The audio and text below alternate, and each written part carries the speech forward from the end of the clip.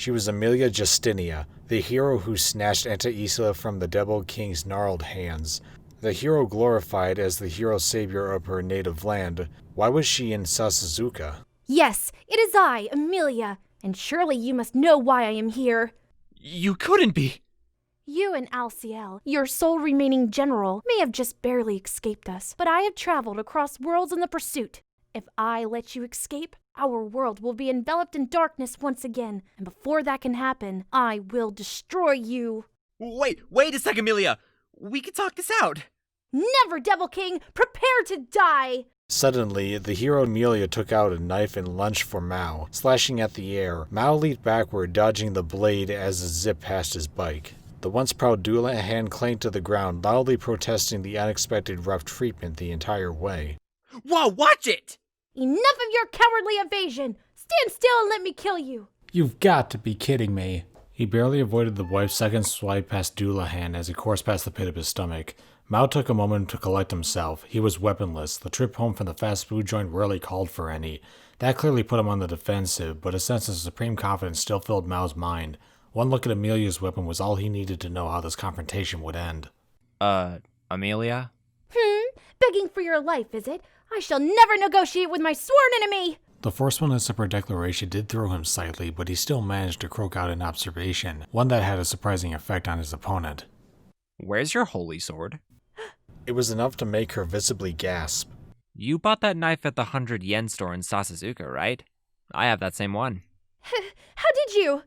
Now Amelia was visibly shaken. The knife in her hand shone dully in the light of the red traffic signal. You lost all of your holy force, didn't you? Or even if you didn't, you can't afford to waste any, huh? The way Amelia gnashed her teeth in response was all the confirmation Maou needed. He had expected to some extent pursuers from Isla would be forthcoming, but not the hero herself from the outset. And yet here she was across the gate, just like himself, sniffing out the trail of his magical force. But you're in the same situation, aren't you? Your power feels so weak, so fragile, nothing compared to before. Well, yeah, but... Maou winced internally, but there was no point pretending otherwise. With or without my holy blade, I have nothing to fear from a devil who's a powerless fry cook. Die! Amelia held the knife aloft in the air. Light flooded over the two of them. Ashiya, fresh from an ultimately disappointing trip to the National Museum of Western Art's Special Wing exhibit, tossed the museum pamphlet into the mail holder. Snapping a 400-gram block of expired discount udon in half, he began to boil the noodles in a pot as he waited for Mao's return. There was no way either of them could survive only with the food left in the refrigerator. Ashiya had been saving his own money as well, in part to raise the funds for his museum investigations, so he was still able to perform a bare minimum of shopping. He kept his stash a secret from his liege. He's bound to bring back more of those chili pepper fries. I just know it. Swatting away the bugs flighting inside from the open window, Ashiya took a glance at the clock. His demonic highness is late. So you're Sadao Maou, and you're Emi Yusa, right? So, could you tell me why you were arguing at that intersection? I was there to slay this man. The Devil King and Amelia were seated on folding chairs at the Hadagaya police substation, a wizened officer in front of them. Listen, ma'am. I don't know what your friend here did to deserve this, but there is no excuse for you to go around flailing a knife at him. You need to just calm down and talk things over, alright? The officer's advice was enough to send Emi Yusa, aka Amelia the hero, into a rage. Who do you think he is to me? Right now, I bet he thinks we're having a lover spat or something. Well, if I'm wrong, I apologize. You see that sort of thing a lot lately, So just talk it over and, if you're gonna break up, try to be a tad quieter about it, okay? I'm telling you, it's not like that between us! A local resident had called the police at the confrontation. Now the Devil King and his rival, Shiro, were at the station, getting the riot act read to them. It took an hour or so of lecturing about the perils of domestic violence before the two of them were finally released. Amelia prodded warily forward as they exited. The ordeal had apparently caused her some measure of emotional pain. I'm letting you go today, but next time, that'll be it. Oh, what? You planning to bring a rolling pin next time? Amelia chose to ignore the jab. I hope you're happy you've been granted an extension to your life. And this evening hasn't been a waste at all. I'll have you know, I memorized your home address. Hope you weren't expecting to get a full night's sleep for the rest of your life. You're sounding more like a mob boss than a hero. Oh, by the way, what about my umbrella? For a moment, Amelia's face betrayed her inability to comprehend the question. Then she let out a haughty nasal laugh. You said I could toss it out once I was done. So I did. I made sure to thoroughly mutilate it before I did too. Oh, that's just mean. The anguish was sincere from the bottom of his heart. Thanks to all the neighborhood cleanup effort around Shibuya Ward, it was growing difficult to find abandoned umbrellas lying around. And why would a hero such as myself gleefully accept an umbrella from the Devil King himself? May my family be cursed for generations if I did. I'd never keep such a putrid, tainted cancer near me for even a second. To prove the point, Amelia took out a handkerchief, one in strangely cutesy pink color, and began to wipe her hands. I am the sworn enemy of the demon race and all that take comfort with it. Starting tomorrow, you'd best watch yourself in the streets at night. With this final, rather unheroic flourish, she disappeared into the Hatagaya night, her footing still a bit unsteady. Well, that's all I need. The hero had pursued the Devil King across multiple worlds, but why? It hardly seemed like anything important had happened at all. He even still had work tomorrow. The day was already starting to break as he muttered to himself on the way back home. Man, Ashiya's gonna be pissed if he hears that girl is here. Maybe I should keep it under my hat for a while. He found out the next morning. Since Mao's ship began in the afternoon, this meant the secret was revealed as they were eating their plain omelet, no filling, no ketchup, no nothing Ashiya made from slightly distressed, medium-sized eggs he'd purchased at discount last night. The two of them exchanged glances as the doorbell rang. MHK had just visited the previous day. The assorted newspaper salesman had long since given up on the place. The rent and phone bill were deducted straight from their account, which meant it had to be some new door-to-door solicitor. Neither bothered to either entertain the possibility of any mail or packages addressed to them. That was reality for you. Yes, who is it? Ashiya called out from behind the door. They couldn't pretend to be out. The kitchen ventilation fan was running. Who is it? Well, thank you very much for such a polite greeting. I found you, Alciel. Last of the 4 great demon generals. Maou choked in response. Scrambled eggs flowed down his windpipe, throwing him into a coughing fit that sprayed bits of eggs into his nose. It was both an agonizing and rather non-threatening response. Who are you? In an instant, Ashiya jumped away from the door, ready for battle. Who? I believe the last time you asked me that, we were battling each other in Devil's Castle. You haven't forgotten, have you? The name of the hero, Emilia Justina. The hero, Amelia! Panicked, Ashiya turned to Maou, who was tearing up as he tried to unclog egg fragments from his own nostrils. Now, come! Open this door and prepare for your destined fate. It was difficult to believe, but there was no one in Japan besides Maou who would know the name LCL. He had concerns about being pursued by potential Devil King assassins, but who could have expected the hero herself to reach them first? The reality of the situation threw him at first, but even now, LCL was the most gifted of the Demon Force's strategists. He had an insider's knowledge of every one of Amelia's moves, and he already boasted a full grasp of the enemy's weaknesses. Checking the lock on the door, LCL slid the chain into place, shut all the windows that looked out into the outside corridor, and turned off the ventilation fan. Your demonic highness! It's the hero! The hero is here! Wait, Alciel, wait. I'm telling you, open up! There was a tone of panic in the hero's voice as she realized the nature of his tactic.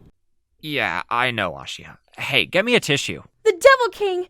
You're in there too, are you? Give it up and open this door! The doorbell rang incessantly, beating a predictable rhythm. Ashiya paid it no mind. What should we do, your demonic highness? The hero is right here at our doorstep!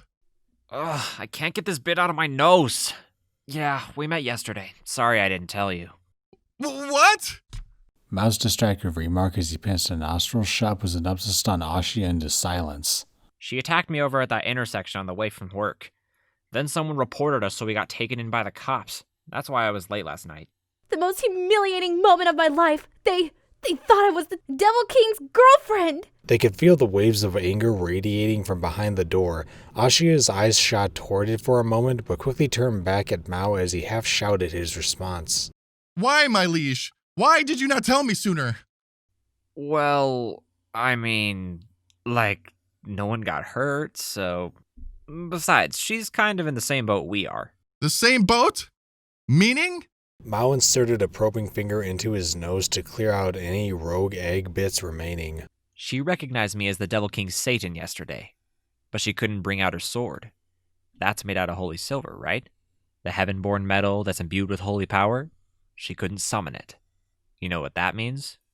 It means she cannot afford to waste her holy power? So she's lost the ability to recharge her own powers as well! Yeah, not that she'd mind using up all her holy force to defeat the Devil King, though. However, we've got one decisive advantage on our side. Her lifespan, right? The ball of anger on the other side of the door began stomping her feet in disgust. It was loud enough to raise serious concerns about the cheap wooden floor giving in on her. Even if she killed both of us, there's no guarantee she'll regain enough holy force to get out of this world before she dies. The humans on Ente Isla, they're lucky if they reach 50. Of course, women in Japan average a lot higher than that, so maybe her mid-80s or so. But she'll be old and frail by that time. So the hero would lack the strength to control the gate as well then? Basically, yeah. Here, you mind letting her in? She's starting to cry out there. The sniffling was loud enough to be audible from beyond the door. What a dump! Amelia's first reaction upon entering was as heroic sounding as she could muster, with a beet-red face and bloodshot eyes.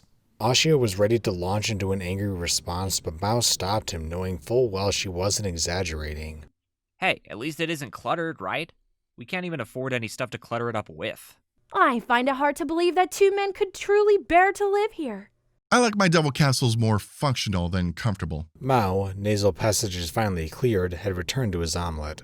Not much of a breakfast there either. Dude, Ashiya is a genius at this. He makes breakfast out of practically nothing, like magic. I thank you for your praise, your demonic highness. Ashiya knelt meekly behind Maou as his liege sat cross-legged at the table, running his chopsticks against the plate to wipe up the crumbs. Amelia rolled her eyes in exasperation.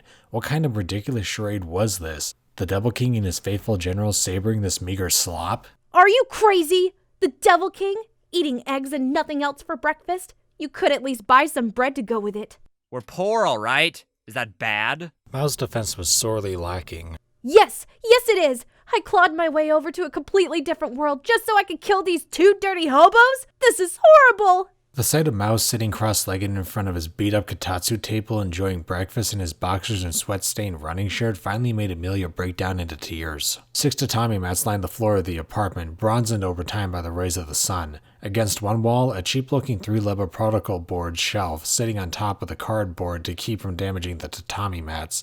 On the other wall, a closet, the sliding door similarly discolored by the sun. There was no balcony. No screens over the windows, just a few rusted iron bars welded to the other side. Bits of laundry, mostly shapeless solid-color t-shirts, threadbare underwear, and socks were draped over the window frame, taking every available inch of space. The washer that cleaned them was outside in the corridor, too large to actually install in the apartment. Looking around, Amelia spotted a single lonely door, the paint peeling off of it. A plastic plate reading "toilet" hung from it, as if the occupants had trouble remembering where it was. The job was the old Japanese-style floor model, no doubt. The kitchen counter boasted an array of thin, dull, flimsy-looking plastic accessories, all likely purchased from the 100-yen store, as well as a few stacks of ceramic bowls and such, none of their designs customized for the season or anything. A garbage bag was thrown into one corner, crammed to the brim with McDonald's packaging, ready for disposal whenever anyone gave enough of a damn to take out the trash. There was also a stainless steel trash bin with a funky flower motif, another garbage bag lining the inside. The dents and old packaging tape markings one could spot here and there suggested the bin was a relic from a local thrift shop. The refrigerator that made the already cramped kitchen even more constrained was a medium-sized model, likely meant for a single-person household. A McRonald desk calendar with monthly shifts written on it was tacked to the door with broken bits of old kitchen magnets. I live by myself, and I still live better than this. You've got two of you holding jobs, and this is the best you can do? Amelia was trying to condemn Mao's pathetic lifestyle, but Mao's interests were laid upon a completely different subject. By yourself? You don't have any friends? Shut up! Without skipping a beat, Amelia threw a nearby tissue box at him. Maou nimbly dodged it, and it harmlessly bounced off a stack of free newspaper and job search magazines tied with the plastic twine before falling with a thud upon the tatami mats. The Archbishop was supposed to join me! We were going to head right back home after you were defeated. And And now look what happened. Emilia was the one who decided to pursue the fleeing Devil King through the gate at once. She had taken the lead position and plunged inside, but once it swallowed her up, it had suddenly shut itself off, leaving the rest behind. Her last glimpse of Ente Isla as she looked behind her was the strained face of Olba Mayer, her friend and one of the 6 archbishops of the church, seemingly unable to comprehend what had happened. What? Emmy shot a glare at Maou. He shook his head to indicate it was nothing, motioning her to continue. Once she touched down in Japan, Emilia went through the same ordeal Maou and Ashiya did, conserved what remained of her powers while attempting to build a life in this new world. The main difference was that her part-time work paid a lot more by the hour than Mao's, enough to let her afford a fairly decent condo-sized apartment. You got a phone? Yeah, Doko Demo. She took out a sharp-looking touchscreen device, a high-end one, advertised as offering the power of a modern laptop in the palm of your hand. Well, you win. I win what? Maou and Ashiya's phone was an old, unpopular model that was a pain to navigate and sported a camera that would have been hot stuff 13 years ago. They had concluded that when it came to a phone, text and talk would be good enough. So how long have you been here in Japan? It, hasn't been a year yet. How old are you? 17. So? Most 17-year-olds in Japan would still be under parental care. They'd be attending high school. So how could this one be living a better, more relaxed life than Maou? It honestly puzzled Maou inside, but he opted not to dwell upon it. It wasn't like knowing the answer would improve life at all. Well, no matter what happens, we're gonna need to find a way out of this world before we use up our natural lifespan. I know you found us and all, but we don't exactly have the cash to move out of here. So welcome to the new Devil's Castle. This one-room apartment is all we need to open the first chapter in our new quest for world domination. Maou attempted to affect as much bluster as he could, using his chopsticks to point at her as he did. Her expression as she looked around the room was part doubt, part sympathetic compassion, and part natural wariness. Do you think you can back all that junk, though? A Devil King living day to day off menial part-time work. I am not your typical demon hero. I know I cannot solve every problem with force alone. If you think I'm willing to live out my life in Japan rolling along with my comfortable job, you are deadly wrong. Huh? It was Ashiya, unexpectedly, expressing doubt at this statement. Maou ignored him as he himself laughed heartily at Emilia. Ha ha ha ha! I fully intend to have Japan in my grasp before long. Emilia tensed up as the Devil King started to sound the part for a change. Noticing this, Ashiya steeled himself, preparing for whatever might happen. A single word from Maou is all it would take. After a pause, his master spoke. So listen, at McRonald, if you work hard enough as a part-timer, they have a system where you can become a full salaried employee. Another word was all it took to break the tension. The quizzical looks on Emilia and Alciel's faces told the whole story. What did the violent takeover of Japan and the Human Resources Department at the McRonald have to do with each other? You should know as well as I do, Emilia, how much your schooling and past experience affect your social position here in Japan. Yeah, so? That's Emilia the hero, by the way. Look, try to use your brain a little, alright? In Japan, we're magicless, powerless. The only power we can get our hands on is the title of a salaried employee. Maou belted out a howling laugh, the laugh that once sowed seeds of terror across Ente Isla. So heed my words, Emilia the hero. My ultimate goal is to become a full-time employee in this world. I don't see how that affects me. Emilia was frozen on the spot, unsure how to react to this unexpected declaration. Soon the day will come when I outclass even my store manager. Then, as a full-timer, I will build up my stores of cash and social currency.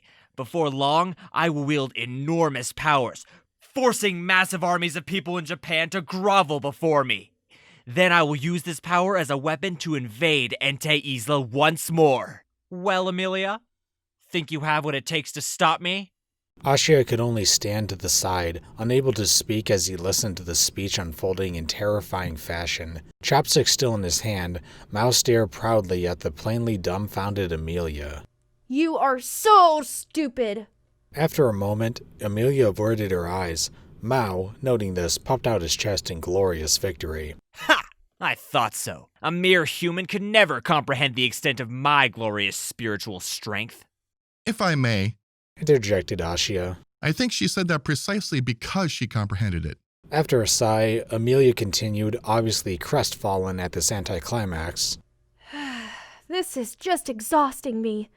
I don't know if it even matters anymore. I'm going home. She wiped her reddened eyes before shooting Maou another glare. But I hope you don't have the wrong idea. I don't understand you at all, and I'm definitely not going to let you run free. I still have some of my power left. I could kill you anytime I want. But if I do that, I won't have any way back home. So if I want to get back home, then I won't be able to kill you. And that's how it is. What did she hope to accomplish, admitting up to her own predicament? It puzzled Maou as Amelia laid it bare for all the world to see, as if nothing could be more natural. It wouldn't be fair if you told me about yourself and I didn't return the favor, would it? This threw both Maou and Ashiya for a loop. Well, how wonderfully thoughtful of you. So, until I find a way to procure both your defeat and my pathway back home, I'm not going to take your life. But don't let your guard down yet. Ugh! The fatigue was written upon Amelia's face as she walked toward the door. Also, my name here in Japan is Emi Yusa, alright? Try not to mess it up. Yeah, sure thing. Amelia opened the door and then turned back toward the two men. Also, what kind of a name is Sadao? That's like a grandpa's name. Then she slammed the door behind her, kicking up dust apartment-wide. Ashiya stared at the door, still reeling. They could hear her trampling down the stairs, and then all was silent. All the Sadaos in Japan are gonna make you beg for mercy! Hi there, are you dining in today? I want to talk to you. Outside. The McRonald in front of the Hatagaya station was staying fairly busy today, enough so that Emi, dressed in a gray business suit instead of the morning's casual outfit, didn't even bother hiding her peeved annoyance as she stood in front of Mao's cash register. To go then? Okay, what would you like to order? I want you where we were last night, once you get out of work. I'm not taking no for an answer. Can I make that into a value meal for you today? Come alone. Just the sandwich? Certainty. If I could just have you wait one moment by the side here. 1 Big Mac, please. You better show up. This isn't so I can fight you. Thank you very much. Come back soon. Emi briskly paid for the current seasonal burger, accepted the bag, and left. All Maou could think, the businesslike smile never leaving his face, was, Damn it, damn it, damn it, damn it! Repeatedly. There was no way this little talk was going to go smoothly. Maou? A voice called from behind him. What's up, Chi? It was Chiyo Satsuki, one of the new part-timers. She was a second-year high school student whom Maou had mentored during her training period. Even now, as a full-time crew member, she still turned to Maou whenever something came up. She put her medium-length hair up during her shift, and her natural-born brightness and guileless smile made her a hit with the customers. Maou appreciated how much she soaked in all the knowledge she needed for the job. That was kind of a weird customer, wasn't it? You mean the woman just now? Right, kind of creepy, huh? And she kept on muttering, too. Yeah, well, we get all kinds in here. Do you know her? It sounded like you were having a conversation. Yes, he knew Emi, no denying that. Thinking about it, he realized that Emi at age 17 could be as old as Chiho. It was funny how they made the exact opposite impression on people. Emi seemed far more mature than her years betrayed. Or, more likely, she had a childhood that forced her to grow up fast. Yeah, a little. Maou had hoped to drop the subject as quickly as possible, but Chiho's sense of curiosity was unlikely to let that ambiguous response pass without comment. Oh, something's up! What? Chiho peered at him from below, hands clasped together behind her back. And she was kind of pretty, too, huh? Huh? Huh, Maou? You don't have to say huh 3 times, Chi. Like, what makes you think her and me are... hello there. By this point, the instinct to loudly greet every customer who passed through the entrance was embedded into his brainstem. Will this be for here, ma'am? This time, Chiyo took up the register. They were out of the rush, so anyone was free to take up the front counter as long as they knew the job. Chiyo was still new here, but whenever there was a spare moment, she readily sought out and accepted new duties. Maou was impressed enough that he willingly took a step back and let her take over. The customer was a kindly-looking mother with a baby in hand. A boy, who might or might not have been old enough for school just yet, was clinging to her side. It was a pretty common sight to see at the semi-residential Hatagaya restaurant once the lunch period ended and the herds of office flags cleared out. The mother's eyes darted between Chiho and the menu as she placed her order. Suddenly, Chiyo's fingers came to a halt over the register keys. Just one moment, please. She said before turning to Maou. Mao? Yep. It was generally frowned upon for full employees to whisper at trainees in front of customers, instead, requiring crew members to discuss issues with the customers and solve them together helped train the staff and gave customers a better impression of the place. Chiyo pointed out the family with her eyes as she continued. This customer's son has issues with allergies.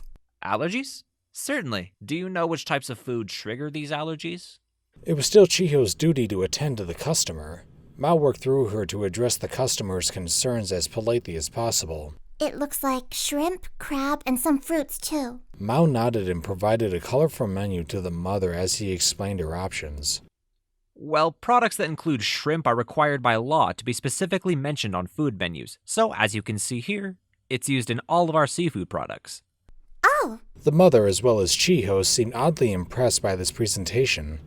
Regarding fruit, the government recommends informational displays for kiwi fruit, oranges, peaches, and apples. Out of those, apples are the only type used in certain types of seasonings that we use. This includes the sauce on the teriyaki burger, for example, as well as some salad dressings. Over on our side offerings, it would also be best to avoid our seasonal fruit-flavored ice cream selection, as well as the vegetable juice. Both the mother and Chiho were held in wrap by this lecture as Mao pointed out the menu items to be avoided. Satisfied by this, the mother made her choices. By the way, ma'am, would you like to use our microwave? Huh? Chiho and the mother responded in the almost identical fashion. Mao motioned toward the mother's infant as he continued. If you have any baby food or other products meant for microwave preparation, we'd be happy to assist you with that. If you don't mind my intrusiveness, I thought you might like your youngest to enjoy lunch with you and your son. The mother glanced at the baby in her arms, a wide grin on her face before nodding. Well, thank you very much. Here. This should take about 40 seconds to cook. She took a vacuum pack pouch out from her shoulder bag as she spoke. Mao accepted and then handed it over to Chiho. Here, Sasaki, put this in for 20 seconds. Make sure it's ready alongside the rest of the order. Employees in Japanese restaurants were expected to refer to each other by last name in front of their customers. Chiyo took the vacuum pack and was about to trot toward the kitchen when she stopped herself. Didn't she say 40 seconds? That's for a household microwave. We've got an industrial one here that's at least twice as strong, so 20 ought to be enough. Oh, all right. Chiyo nodded respectfully toward Mao before disappearing into the rear kitchen. Mao took up the reins from there, accepting the payment, arranging the order on the tray, and handing it to the customer. He wound up being thanked multiple times by the grateful mother. Just another small step on the path to a full-time position. And from there to conquering Japan. He could physically feel the stealthily forward progress on his skin today. What is it, Chi? Chiho, who had reappeared at his side at some point, looked up toward him practically in awe. That was amazing, Mao! Huh? I mean, look at you. Did you memorize all that stuff about allergies and what kind of ingredient goes in what? Well, it's all in the training manual, wasn't it? Mao replied as if nothing could be less unexpected. Chiho's excitement continued apace. But that's still amazing! And you even thought about the baby food, too. Yeah, well, that kind of thing's tougher during the rush, but when you have the time for it, it's nice if you can be flexible with customer needs. It helps make a better long-term impression. To Chiho, young and chock full of desire to perform her job well, this was enough to make her sigh in rapt admiration. That's just so cool, Mao! So grown-up and responsible. Still just a part-timer, though. The only thing that could have intensified Chiho's look of odd respect was if the background behind her were literally spewing rose petals in all directions. Suddenly, though, she snapped out of it, her face serious once more. Oh, speaking of which, Mao, were you okay after the earthquake yesterday? It was always difficult as trying to control a gate to another world, to predict what kind of sudden new directions a teenage girl would take a conversation. It was astonishing to Mao, and something he had been introduced to once he had Chiyo for a co-worker, but he was well used to it by now. Yeah, no real problems. I live in a junky apartment, so I guess my roommate thought it was a pretty big one, but it didn't shake that much, you know? I didn't even feel anything. Oh, I guess so, huh? Chiho, judging by her reaction, wasn't expecting this response. She had this very unnatural way of acting surprised that was in itself surprising. That's what all my classmates at school said when I asked them, but for me it was like so awful. Really?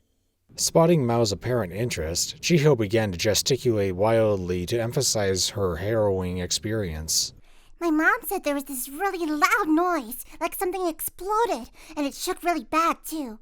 When I got back home, all the CDs and stuff had fallen off my bookshelf. It was the worst! Wow, that bad? Oh, you don't think I'm lying, too, do you, Mel? Chio puffed up her cheeks in protest, eliciting a laugh from him. Oh, I'm not. So then what happened? Well, then we had to clean up all the dishes and stuff that had broken. My dad was calling around all over the place. Calling who? Oh, my dad's a police officer, but he was home yesterday because he was off duty. But he used to be a regional director and one of the emergency contact points for the town assembly, so he made a bunch of calls to all his contacts.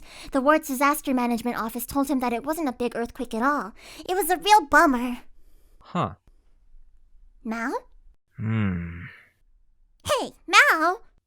Oh, sorry. I just thought that sounded kind of weird, like only your house getting affected. Yeah, isn't it? Oh, by the way? She'd been excited up till now, darting from word to word, but now Chiho's voice was toned down a notch as she expectantly looked at her coworker. You said you had a roommate just now?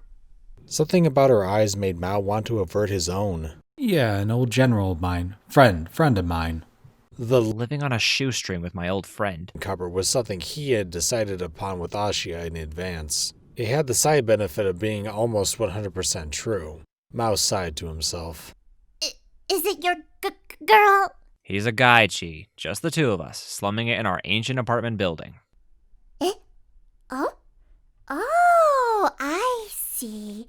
Yeah, I get it. Good. What's good? Nothing. Are you on the first floor, Mal? Nah, second. My friend didn't feel anything on the second floor, so I guess that's why I didn't think it was anything big. The place definitely would have been shaking if it was. What about you? Do you live in a condo or something? No, it's a house.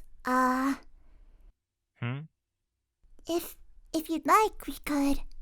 Come on, kids. The conversation was interrupted by Mayumi Kisaki, head manager of the Hatagaya restaurant. She had the body proportions of a model and stood a good head taller than Mao. Her long black hair, easily sleek and shiny enough for her to star in Shampoo as, was tied back, the colorful McRonald uniform doing wonders to accentuate her body. Oh, Miss Kizaki! No personal conversations while you're on duty, please. Have you completed the evening floor check yet, Chi?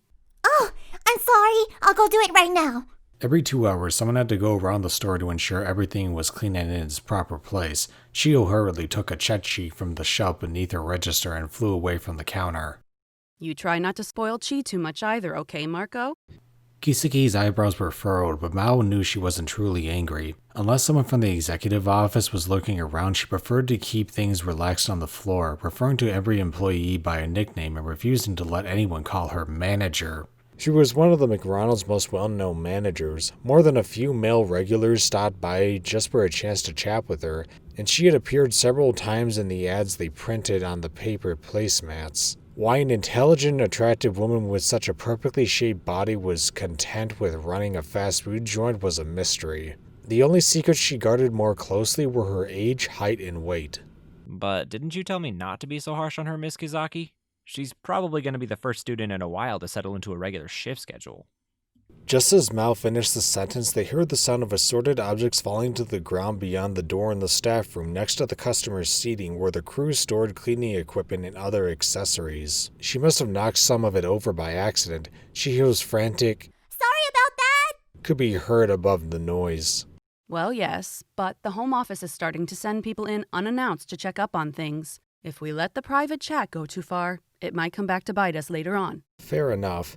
Even weirdos like Emmy were spying on this place. There was no telling who else might have their eyes on it.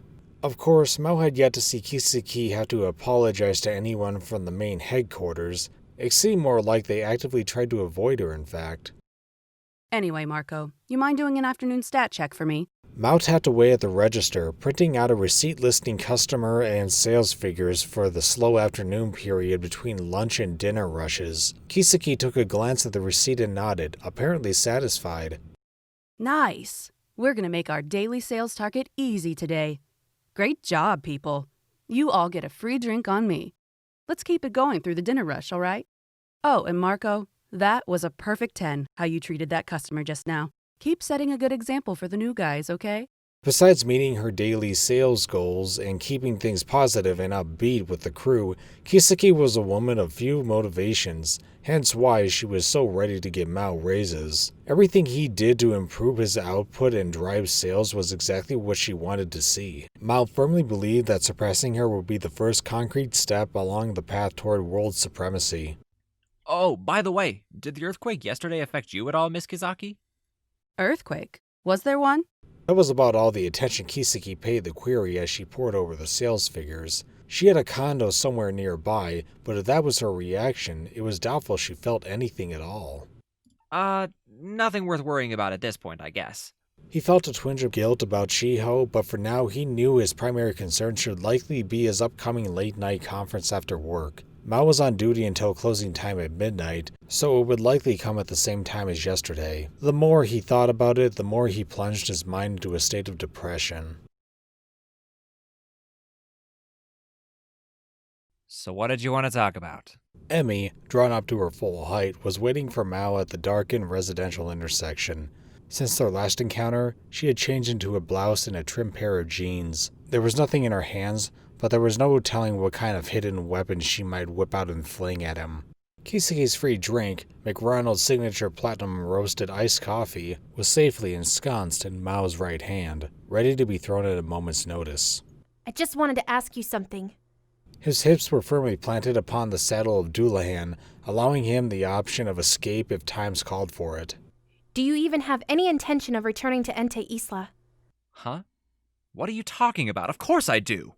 Maou honestly failed to grasp her point. So you don't want to spend the rest of your life in this world? What, are you kidding me? What's this all about, anyway? I was watching you work earlier. Where? Not the bookstore again? Emmy ignored the question. Your smile, your snappy responses to questions, the trust the manager and the other employees put in you, that flexible approach you took with customers, that takes real talent. You're like the ideal Maggie's employee. What, are you from Osaka? The battle over how to correctly abbreviate the name McRonald was intense and heated, cleanly splitting the nation of Japan in half vertically, with both sides doggedly sticking to their preferred version. Maou knew that, and as the resident of Eastern Japan, he knew that Ronald's was the only correct, the only sane version. When we talked this morning, I thought you were just spouting nonsense to me on purpose. But watching you work today, you were really telling the truth, weren't you? Emmy shrugged. And, you know, if you're willing to live out a life as a bright, happy young man in this world, I'm perfectly willing not to kill you. That girl you worked with, you know, the cute one, it looked like she's got a thing for you. Yeah, I was pretty much the guy who gave Chi all her training. She's only been a full crew member for a couple days, but she learns quick, and she's really good at being polite with customers, so... The Devil King was boasting about some rather unexpected feats. Think about it. If you live out your life here, everything's going to be fine. Peaceful. You can make the area around Haragaya Station happy for everyone. And I wouldn't have to fight anyone I don't have to. Would you consider it, at least? You and Alciel living here until you're dead and buried? Alciel is a valued assistant of mine, I'll grant you that. But why would I want to live all the way to old age with him? Well, you know, I heard that sort of thing is getting popular these days. Maou scrunched up his face at the concept. Look, Emmy, are you suggesting something when you're ordering me to live with another man my whole life? No, of course not. I just wanted to bring up the idea all night. Emmy took a breath. I just want you to give up Ente Isla for me. I want you to give it up and find a new life for yourself here on Earth. Maou was quick to respond. Not happening. I'm gonna make my way back to Ente Isla, and it will be mine. He meant every word of it. He had lost a great many things, but the strength behind his avowals still rang true. That much was dear to Emmy as well. All right. Is that all? Yes, that's it. Now it's been decided. I will chase you down for all time, until you are dead by my hand. So the same as before. Great. Maou placed his feet upon Doulahan's trusty pedals. He pumped them once defiantly, hoping to place an exclamation point on their conversation when... Ah! He felt a dull force thunk against his front wheel. Losing his balance, he fell lamely to the ground. Even Emmy, who was about to briskly walk away from the scene, was surprised by the sheer artistic grandeur behind the wipeout. If he were a little closer to the side of the street, he might have cracked his head open on the curb. The cup of iced coffee in his hand arced through the air, the liquid and ice splattering across the pavement. What was that? Without thinking, Emmy ran back to Maou, helping him back up. Ow. Man, that came out of nowhere. Did I run over something? Ha! And you call yourself Devil King? Get it together, won't you? Shut up. Emmy inspected the bike as she supported Mao's side. His eyes had teared up a bit from the shocked surprise. That's a new bike too, isn't it? Oh, too bad. She pointed at the front wheel as he brought the kickstand down. Oh man, it's flat. Falling to one knee, Maou groaned in pain as he realized the enormity of it all. For a moment, Emmy reveled in the sight. Come on, Doulahan, you can pull through this. It's just a flesh wound. I've only just purchased you. But seeing Maou whine at a cheap fix made her feel a twinge of empathy instead.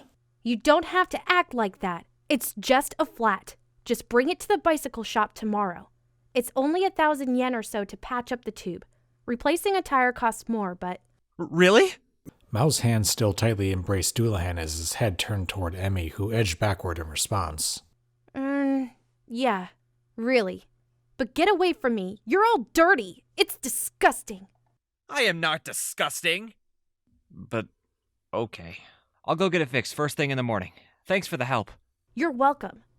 No, wait. I don't need your petty compliments. You were just acting so pathetic over a stupid bicycle flat. It threw me off guard, so... Emmy failed to finish the sentence.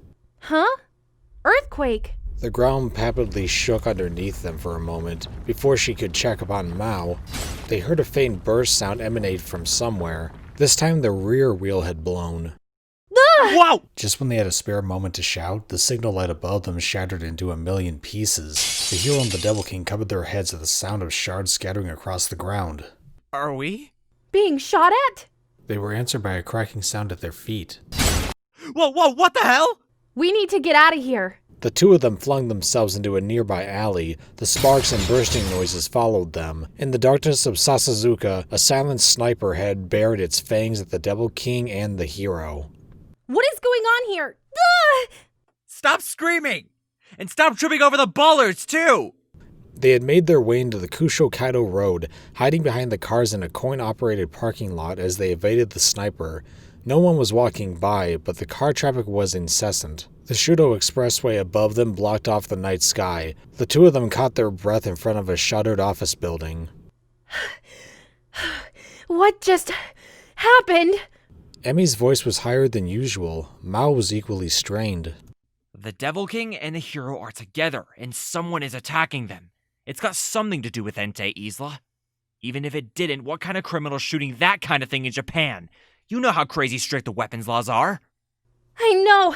So was some street gang firing an air gun at us? They don't make street gangs like that around here anymore. Get down! Maou forced Emmy's head downward. At the exact height of Emmy's head, there was now a small hole in the metal shutter. You can't shoot a BB through a steel door either. Get off! Stop messing with my hair! Emmy brushed Mao's hand away. Maou obliged, staring at his hand as if he asked a question. So you're about as strong as the average Japanese person too? Strong or not, you're still gonna cut yourself in the kitchen. It's still gonna hurt if you stab your toe against a lamppost. Maou took that to mean that Emmy no longer enjoyed her Entei Isla era strength. As a demon, he had taken it for granted that his physical, defensive, and spiritual strength would always outclass his foes. Now every trait of his strength was on an even keel with the Japanese national average adult, a fact that became all too clear to him over the past year of life in Japan. That last one came from in front of us. Don't be so sure. You hear any gunshots yet? Nothing like that. No. Just as she spoke, she lunged toward Maou. They both spun in the air together before hitting the ground. If she had been a moment slower, they both would have been perforated. The sad, suddenly very well ventilated shutter told them as much. Nice one. I'm not an idiot, you'd know. I'm a hero. Yeah, sorry.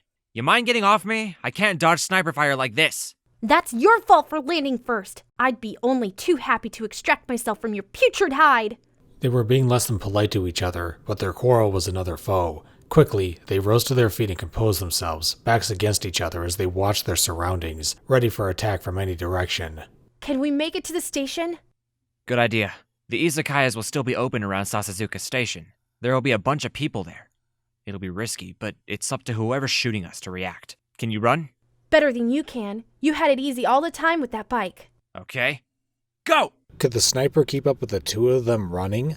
There was no bystanders up to now, but the closer they came to the station, the more they encountered. The izakaya bars near the station were lit in dazzling array of colors, herds of salarymen roaming the streets around them, wondering which to hit next. The two of them warily eyed the area, the station wall behind their backs. A pair of middle-aged men in business attire hollered at them, but they didn't have the time to play around with drunk office grunts at the moment. They must have remained frozen where they were for 10 minutes or so. By the time they finally concluded there were no snipers in the well-lit populated areas, they were both physically and mentally exhausted. So what was that?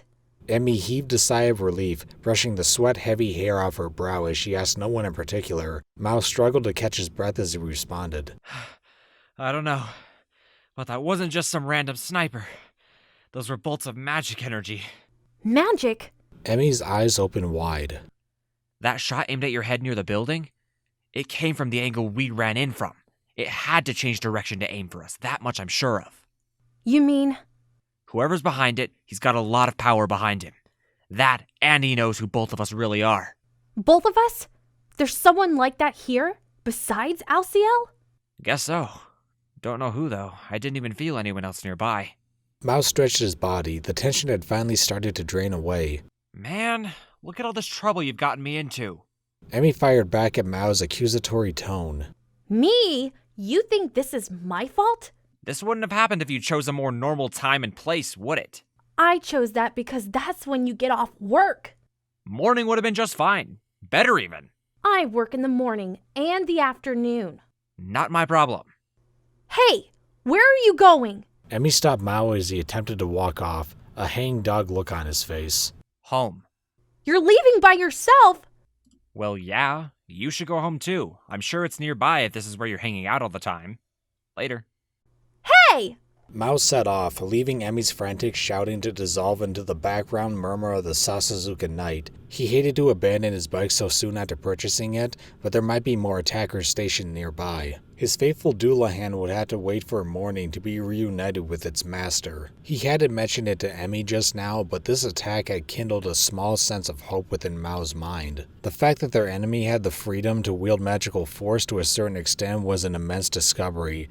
Regardless of who he was fighting, he was the Devil King, Lord of the Underworld, the demon who was within moments of conquering all of Isla. If it appeared to be worth the exertion, he would gladly call upon his magical reserve to fight and claim his enemy's force. That, after all, was how he gained such vast magical strength in the demon realm.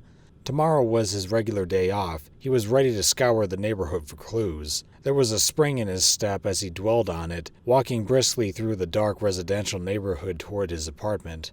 Suddenly, he realized someone was following him. An attacker? Perhaps, but there was no sense of magical force, no murderous intent from this pursuer. Probably some drunk staggering home in the same direction as he was. Still, whoever it was seemed to be paying an unusual amount of attention to Maou, making sure to keep a prudent distance away. The apartment building was in sight, but with Ashiya's magical force long depleted, Maou wanted to avoid involving him in a fight. Ashiya was too valuable a resource to squander for the subjugation of Isla and for life in Sasazuka as well. Quickly, Maou ducked into a side alley that ran across the neighborhood into an area unlit by street lamps. If the person behind him lived nearby, he'd probably walk right past, and if he didn't, he'd be too spooked to continue the pursuit. The footsteps continued unabated. The figure proceeded onward, not noticing Maou in the darkness. Maou raised his head a little, wondering if he had made a mistake. What he saw instead was the figure heading straight for the Villa Rosa Sasazuka, the apartment Maou called home. He seemed to hesitate for a moment in front of the stairway, but quickly made his way upstairs. The figure stopped in front of 201, by the door with the Maou sign on it. I know I said come for me anytime you want, but now? Maou called toward the late-night visitor. She turned around startled, not expecting a voice from behind. Look, I've already gone through one ambush tonight. You're gonna wake up all the neighbors. The landlord lives right next to us too, and I really don't want to deal with her if I can. I'm not here to attack you. Emmy stood there, the bravado from before notably absent. Her face was white as a sheet, her breathing quick and shallow. She looked intensely nervous. Perhaps she had fallen ill. Perhaps she had been hit with a magical bolt when she wasn't looking. Hey, what's wrong? Maou drew closer, concerned. Her response was stronger than he expected. It utterly disgusts me to ask you this. In fact, it feels like I'm betraying my world and everyone in it. If you came here to rile me up, it's working. The doorstop encounter was the last thing he wanted before bedtime. If you don't mind, could I... You? Her pale complexion had now turned a bright shade of red as she turned her head downward. Could I stay here tonight? I kind of dropped my purse. Maou opened his mouth wide, almost dislocating his jaw in the process. It took a while for him to close it again. What? The hero Amelia? Ashiya, patiently awaiting Mao's arrival, tensed up as he noticed Emmy cowering behind him. Maou lifted his hands, placating. No, it's okay. She hasn't got enough energy to fight right now anyway. Your demonic highness, how could you be so reckless? You, the Devil King, staying out partying all night with the hero? You don't have to put it like that. It's still 2 a.m. The wee hours of the night, my liege! Emmy stood solemnly in the front of the door. We both got attacked just now by someone we couldn't see. He was flinging magic at us. Mao's explanation was almost too straightforward, but Emmy lacked the mental fortitude to add anything else. And while we were fleeing, apparently she dropped her purse. Emmy seemed to go even smaller as he continued, almost disappearing entirely. So you know she can't catch a taxi. She can't spend the night at an internet cafe, and she doesn't have any friends nearby either, she claims. Turns out she lives over by Ifukucho, so that's kind of far to walk. But, your demonic highness, if you remember where it was dropped, I'm sure nobody's touched it at this time of night. Yeah, I know, but we just got written up by the cops yesterday, you know? I don't know who was targeting us, but if she winds up getting killed out there, we're both gonna be the prime suspects. It wouldn't hurt to let her sleep in the corner, would it? As long as she takes the first train out of here. Ashiya brought a frustrated hand to his temple. Here, come on in. Have a seat wherever you like. Hope you're not expecting a futon or any other luxury goods. I get it, all right? Emmy grumbled softly. Amelia, after the gracious pity the Devil King has bestowed upon you, is that how you repay him? Pipe down, Ashiya. The landlord's gonna hear us. Hey, Emmy. What do you want? Maou had thrown a bath towel over Emmy's face. You can use that if you want. If you need a pillow, go ahead and rise those towels over there. I'll spot you 1,000 yen, so get out of here before the train starts up, alright? Gritting her teeth, Emmy reluctantly accepted the wadded-up bill, which Maou plucked from a plastic change purse he had clearly purchased from the 100-yen store. Amelia, this is a royal donation from the Devil King's personal meager resources. I order you to treat it with the respect it deserves. Shut up, I know that. I didn't ask for any of this, okay? Thank you for the money. You little... Ashiya seemed angry enough that steam would be blowing out of his ears at any moment, but Maou paid it no mind as he took his own bath sheet out of the closet. Watching him, Emmy wrapped her own towel around herself and took a seat on the floor. They may all be normal Japanese people now, but even so, she wasn't so careless as to lie down defensively in the den of the Devil King. Pulling the towel close for protection, she found it to be freshly washed with a surprisingly pleasant scent to it. This is the same detergent I use. Don't start whining about how stiff it is. Ashiya refuses to buy any fabric softener. Maou turned over on the floor as he spoke, his ears having picked up on Emmy's quiet mutterings. I was just saying, it didn't need a response. And thinking she wasn't going to get another, Emmy turned her back to Maou, balling herself up even more tightly. Yeah. You go to bed too, Ashiya. Hey, Emmy. Don't worry about locking the door behind you, okay? Night, people. Within moments, Maou was sound asleep. For a moment, Emmy was astounded at how fast he went under. Ashiya, however, sized up the unlikely couple in front of him. Do note that I have not dropped my guard yet. Try anything underhanded, and it will be you who pays the price. A good night to you. With that rather bizarre farewell, he laid himself down and quickly fell asleep himself. One of the few ways the servant resembled the master. They had acted so cautious around her, and now they left themselves wide open in their slumber. She watched them sleep for a moment, but soon found the idea of remaining vigilant in front of these senseless, comatose corpses too silly to consider. Soon, she had laid down as well. I'm gonna have to cancel my Kakui credit card. My bait card, too. Oh, and how many rides did I have left on my pass? Recalling all the life necessities she held in that purse made her feel even gloomier. Why am I even doing this? Only she could hear herself whispering this final statement before her fatigue and emotions drove her to the land of dreams. Around the time Emmy's breathing grew slower and more rhythmic, Maou spoke up, his eyes still closed. We're a team of 2, but it seems she's alone, huh? Indeed. We were pretty miserable at first too, weren't we? And she had to deal with all of that by herself.